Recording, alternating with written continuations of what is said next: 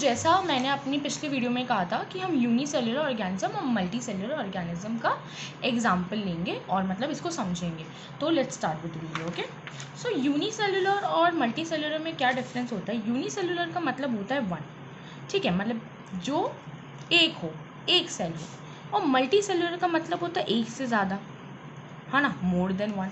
तो हम एक एग्जाम्पल लेते हैं और उसके अकॉर्डिंग हम समझते हैं। तो हमने अमीबा का एग्जाम्पल लिया बिकॉज ये सबसे सिंपलेस्ट एग्जाम्पल होता है यूनिसेलुलर को समझाने के लिए भी और समझने के लिए भी। तो हमने देखा कि भाई इसमें एक ही सेल है और वो ही सारे फंक्शन कर रहा है, मतलब सारे काम का जो बोझ है ना वो इसके सर पे, इसके मत्थे पे पड़ चुका है। तो इसी को इनगल्फिंग करना पड़ेगा फूड का, इसको ही डाइजेशन करना पड़ेगा, इसको एक्सचेंज ऑफ गैसेस करना पड़ेगा, इसको ही एक्सक्रीशन करना पड़ेगा, सारा काम इस एक ही सेल को करना पड़ेगा। अब जब भी कोई घर बनता है ना, तो उसमें कोई लोग सीमेंट उठाते हैं, कोई कंकड़ी उठाते हैं, ठीक है, कोई पत्थर उठाते हैं। अगर घर जब बनने लग जाता है तो कोई इलेक्ट्रिशियन के जो काम है वो कोई और करता है, और जो प्लम्बिंग का काम होता है वो और कोई करता है। तो सारे जो कारीगर होते हैं, मजदूर होते हैं, सारे वर्कर्स होते हैं, लेबर्स होते हैं, अपने डिफरेंट डिफरेंट जॉब में होते हैं। बट अब समझो एक घर है और वहाँ पर एक ही लेबर है, ठीक है, उसी को ही पत्थर उठाना है, उसी को ही सीमेंट उठाना है, उसी को ही कंकड़ी उठानी है, उसी को ही इलेक्ट्रिसिटी का काम करना है, उसी को प्लम्बिंग का काम करना है, उसी को सारा लेबर करना है। तो एक के ही माथे सब पड़ा। तो ऐसे यूनिसेलुलर होता है, इसी को सारा काम करना पड़ता है। यहाँ पर लेबर का डिविजन नहीं है। Okay, there is no division of labour है। तो there is no division of labour here. दूसरी तरफ होता है मल्टी सेलुलर ऑर्गेनिज्म। तो let's take an example of a human being, ठीक है, ये हम है, एक ह्यूमन है। ओके, बड़ा खुश सा नाचता हुआ गाता हुआ ह्यूमन बीइंग है, और ये बड़ा प्राउड है अपने आप पर, क्योंकि बोलता है कि भाई अमीबा को बोलता है कि तेरे पास तो एक ही सेल है बट मेरे पास तो इनडेफिनेट सेल है, ठीक है। बट एक रिसर्च हुई थी और एक एस्टिमेशन बिठाया गया था, तो पता पड़ा था कि एक ह्यूमन बीइंग के अंदर 100 trillion, it is a human being, है ना, मैन नहीं, 100 ट्रिलियन सेल्स होते हैं। But it was an estimation, ठीक है, एस्टिमेटेड था,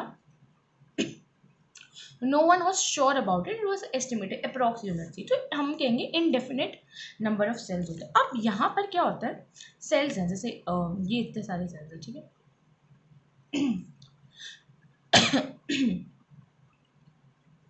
अब इतने सारे सेल्स हैं कि ग्रुप्स बन जाते हैं सेल के, है ना, और ये जो ग्रुप होते हैं ना सेल के, ये डिफरेंट डिफरेंट फंक्शन करते हैं। जैसे ये वाला समझो स्टमक का है तो ये डाइजेशन कर लेगा, ये समझ लो लंग्स का है तो ये रेस्पिरेशन कर लेगा, ये समझ लो किडनी का है तो ये एक्सक्रीशन कर लेगा, ठीक है ना। तो डिफरेंट डिफरेंट सेल्स यहाँ पर ग्रुप होकर या जो भी है अपने डिफरेंट डिफरेंट फंक्शन करते हैं। एक सेल को पूरा ही जिम्मा नहीं उठाना पड़ता, सारे सेल्स अपने अलग अलग फंक्शन करते हैं। तो यहाँ पर जो घर वाली बात थी कि सारे जो लेबर थे वो अलग अलग थे, प्लम्बिंग का अलग, इलेक्ट्रिसिटी के लिए अलग, पत्थर के लिए अलग, सीमेंट के लिए, तो वहाँ यहाँ पर ये चीज़ होती। तो यहाँ पर जो डिविजन ऑफ लेबर है वो पॉसिबल है, ठीक है। तो अब हम एक बार इसको पढ़ लेते हैं। तो unicellular and multi cellular organism, and unicellular organism represented by a single cell. यहाँ पर हमने बोला लार्ज नंबर ऑफ सेल्स होते हैं। यहाँ हमने बोला जो फंक्शन होते हैं perform by a single cell and there is no division of labour, ये मैंने समझा दिया। यहाँ पर सिंगल सेल एक या फ्यू एक्टिविटीज़ ही करता है ना, एक से फ्यू ही करता है, 3 करेगा 4 करेगा, उससे ज़्यादा तो कर ही नहीं सकता, ठीक है। जैसे जो स्टमक के सेल्स होते हैं वो एब्जॉर्प्शन भी करते हैं, थोड़ा सिक्रीशन भी करते हैं, तो 2 एक्टिविटी की ना, बट ऐसा थोड़ी ना है कि वो सारी चीज़ें कर लेंगे, तो नहीं करता। तीसरा यहाँ पर डिवीजन ऑफ लेबर बहुत ढंग से मैंने बता दिया, हर लेबर के पास अपना अपना काम है। अब इसका एग्जाम्पल हम लेंगे जो हमने एक समझा भी, अमीबा, एक पैरामीशियम, एक क्लाइमेडोमोनास और एक बैक्टीरिया। और मल्टी सेलुलर का is very easy, animals, plants and fungi. Okay, so ये हो गया। अब जो प्रोकैरियोट और यूकैरियोटिक सेल्स है ना, मैं आपको न्यूक्लियस की बात बताऊंगी, क्योंकि जब एक बार न्यूक्लियस हम पढ़ लेंगे ना तो हमें बहुत ढंग से समझ आ जाएगा। तो let's start with cell shape and size. अब सेल शेप और साइज का क्या है, मैं पहले समझाती हूँ फिर पढ़ेंगे। जब भी किसी को बोलते हैं ना सेल बनाने के लिए, तो वो सबसे पहले ये स्ट्रक्चर बनाएगा। अब क्यों बनाएगा, उसके दिमाग में स्फेरिकल क्यों आया, क्योंकि जो बेसिक स्ट्रक्चर होता है ना सेल का वो स्फेरिकल ही होता है। ठीक है, जो बेसिक हम बनाते हैं, जो हमारे दिमाग में आता है, जो बेसिक स्ट्रक्चर होता है वो स्फेरिकल का होता है, स्फेरिकल होता है। बट अकॉर्डिंग टू साइंस यहाँ पर ये बोला गया है कि जो सेल की जो शेप है ना और उसका जो साइज है वो उसके फंक्शन पे डिपेंड करेगा। किस पे डिपेंड करेगा, उसके फंक्शन पे। मतलब अगर फॉर एग्जाम्पल हम लेते हैं ओवम और स्पर्म, जो फीमेल रिप्रोडक्टिव और मेल रिप्रोडक्टिव है, तो ये तो हो गया स्पर्म है ना, और ये हो गया ओवम। ना अब अगर हम सोचते, हम बोलते यार ये भी तो राउंड होना चाहिए था, नहीं तो ये भी तो राउंड हो सकता था, बट नहीं, जो स्पर्म है उसको स्विम करके फीमेल की सर्विक्स में जाके, उसके यूट्रस में जाके एग को फर्टिलाइज करना है। तो अब उसको एक टेल चाहिए स्विमिंग के लिए, ठीक है। और यहाँ पर जो एग है उसको फ्यूजन करवाना है, तो वो अपना एक सिंपल स्ट्रक्चर रखता है जो होता है ओवल स्ट्रक्चर, जिस ओवम हम कहते हैं। तो ठीक है, जैसे इनका फंक्शन हुआ इनका शेप बदल गया। फॉर एग्जाम्पल अगर हम स्मूथ मसल सेल्स की बात करें तो उनका जो शेप होता है ना वो स्पिंडल शेप होता है, ठीक है, उनका शेप स्पिंडल होता है अगर हम स्मूथ सेल्स की बात करें तो। अगर हम आरबीसीज की बात करें, हमारी रेड ब्लड सेल्स होती है, उनका शेप डिस्कॉइडल होता है, ठीक है। अगर हम नर्व सेल्स की बात करें तो नर्व सेल्स कुछ इस तरीके की होती है।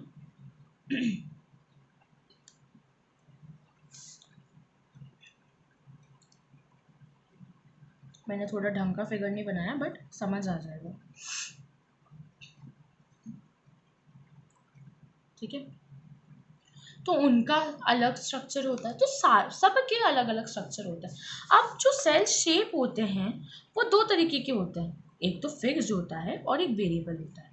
अब पहले हम बात करेंगे वेरिएबल के। वेरिएबल कैसा हुआ इसका वापस हम एक जो समझेंगे वो लेंगे हम अमीबा की हेल्प से। सो समझो ये अमीबा है और ये उसका फूड है। अब अमीबा ने देखा कि फूड है, उसको मैंने बता ही दिया था कि उसका जो सेल होगा वो इनगल्फिंग में काम करेगा। तो वो गया और उसने ऐसा एक फॉल्स फीट बनाया जिसको हम कहते हैं फॉल्स फीट या सूडोपोडिया, ओके। खाने की तरफ बनाया। उसने बोला वाह खाना लेकर आता हूँ मैं अपने लिए, खाता हूँ, भूख लग रही है मेरे को, सुबह से कुछ नहीं खाया मैंने।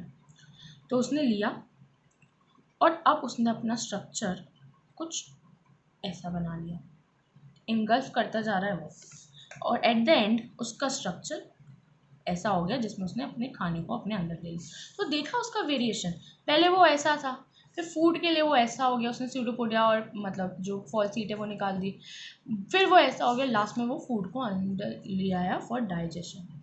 तो देखा वेरिएबल है इसका। ऐसा ही जो एमीबॉइड मूवमेंट होता है हमारी बॉडी में, WBCs करती हैं। कौन करती है? WBCs, वो भी हमारी बॉडी में एमीबॉइड मूवमेंट करती है, ठीक है। तो हम अब पढ़ते हैं, ओके। हमारे नोट्स में से, पर हम उससे पहले पढ़ते हैं फिक्स। फिक्स का एग्जांपल याद रखना कि बहुत सारे प्लांट और एनिमल सेल्स फिक्स होते हैं, लाइक यूग्लिना एंड पैरामीशियम। तो let's read it. The shape and size of cells are related to the specific function they perform. Shape of the cell may be variable as we studied in amoeba and the white blood cells of the body, fixed and paramecium and euglena.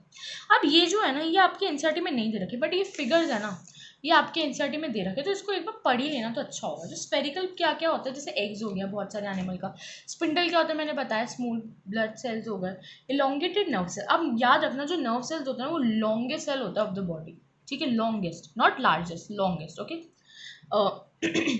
जो RBCs होते हैं वो discoidal होते हैं, जो ovum होता है वो स्फेरिकल होता है, जो फैट सेल हुआ वो भी स्फेरिकल हुआ, ठीक है। जो स्पर्म हुआ मैंने बता दिया, तो उसके पास टेल होती है, और जो ब्रांच होते हैं वो होते हैं क्रोमेटोफोर्स और पिगमेंट सेल्स ऑफ स्किन। तो एक बार इसको पढ़ लेना, एनसीईआरटी में गिवन नहीं है, बट अगर ये फिगर गिवन है तो ये भी इंपॉर्टेंट है, okay. Now we will study about the cell size, है ना, हमारा ये इसी में टॉपिक था, हम इसको सेल साइज में पढ़ेंगे। तो सेल साइज जो होता है ना वो भी डिपेंड करता है, मतलब कोई कोई तो हमें नेकेड आई से दिख जाता है, जैसे कोई जो जैसे सॉरी, कोई जो सेल होते हैं वो तो हमें हमारी नेकेड आई से दिख जाता है,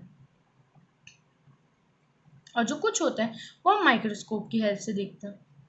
ठीक है, तो जो साइज होता है ना वो वेरीज करता है। सबसे छोटा जो सेल होता है ना वो होता है बैक्टीरिया का। ठीक है, और जो सबसे लार्जेस्ट होता है ना, स्मॉलेस्ट है, वो होता है द एग ऑफ ऑस्ट्रिच। अब अगर आप फर्दर मतलब साइंस लोगे, बायो लोगे, तो आपको 11th स्टैंडर्ड में पता पड़ेगा। और 11th स्टैंडर्ड में क्या, अगर आप अभी हम अपन कोई अच्छी रिफ्रेशर से पढ़ते हैं ना, और अगर हम कोई अच्छी बुक लेते हैं, अच्छा कमांड लेते हैं कि हमारे सब्जेक्ट में कमांड हो, जिससे हमें पता पड़े कि हमें कौन सा डायरेक्शन में जाना है 11th-12th में, तो हमें पता पड़ेगा कि बैक्टीरिया नहीं होता है सबसे स्मॉलेस्ट। सबसे स्मॉलेस्ट होता है माइकोप्लाज्मा, जिसका साइज होता है ओनली 0.3 μm। सॉरी, ये किंगडम मोनेरा का पार्ट होता है, प्रोकैरियोट होता है, मोनेरा का पार्ट होता है, और ये सबसे स्मॉलेस्ट होता है। बट अभी आपके एनसीईआरटी में स्ट्रिक्टली लिखा हुआ है कि बैक्टीरिया सबसे स्मॉलेस्ट होता है और लार्जेस्ट एग ऑफ ऑस्ट्रिच होता है, और लार्जेस्ट तो होता भी एग ऑफ ऑस्ट्रिच है। ठीक है, अब हमने सेल साइज कर लिया। अब जो सेल नंबर है ना वो हम करते हैं। अब अगर समझ लो ये हाथी है for example,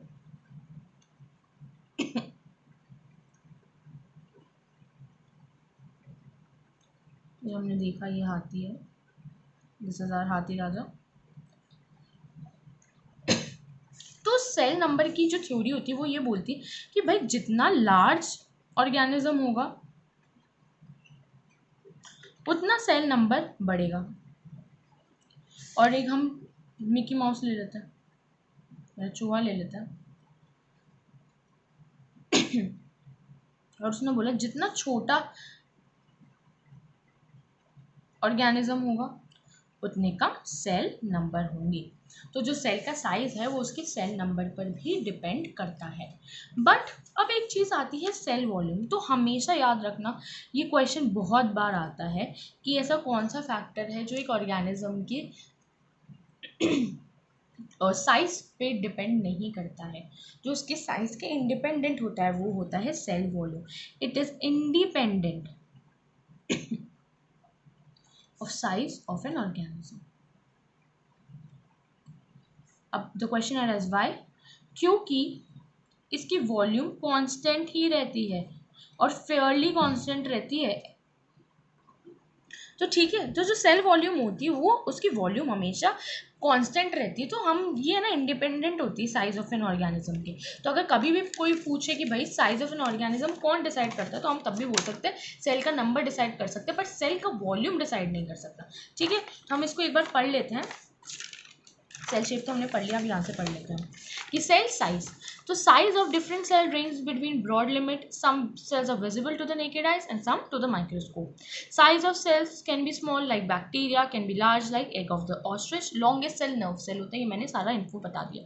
Cell number, the number of cells in most multicellular organism is indefinite. The number of cell in multicellular organism होता है वो size of an organism पे डिपेंड करता है। जितना छोटा ऑर्गेनिज्म होगा उतने कम सेल नंबर होंगे, जितना बड़ा होगा उतने ज़्यादा होंगे। और फिर मैंने ये भी चीज़ आपको बता दी थी कि एक ह्यूमन बीइंग में 100 ट्रिलियन एस्टिमेटेड सेल बोलते हैं। बाकी ये एक एस्टिमेटेड फिगर है। ओके, तो इंडेफिनेटली बोलना अगर कभी है। और सेल वॉल्यूम होती है वो फेयरली कांस्टेंट होती है और इंडिपेंडेंट होती है to the size of an organism.